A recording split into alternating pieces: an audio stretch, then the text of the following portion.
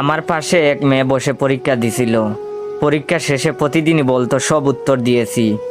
আমাকে জিজ্ঞেস করলে মান সম্মানের খাতিরে বলতাম আমিও সব উত্তর দিয়েছি। শেষ পরীক্ষায় মেয়েটা বলল, গোল্ডেন না থাকলেও অন্তত 100% A+ থাকবেই। আমিও কম কিসে। আমি বললাম আমার গোল্ডেন টাকার কথা। রেজাল্টের কয়েকদিন পরে মেয়েটার সাথে দেখা। আমি বললাম কি খবর, কেমন আছেন? রেজাল্টের খবর কি? সে বলল ভালো আছি, A+ আসছে। আপনার কি খবর? আমি বললাম আপনার মতোই, বাস্তবে কিন্তু আমি ফেল। তো বললাম কোথায় ভর্তি হবেন? সে বলল আশা তো আছে ঢাকা বিশ্ববিদ্যালয়।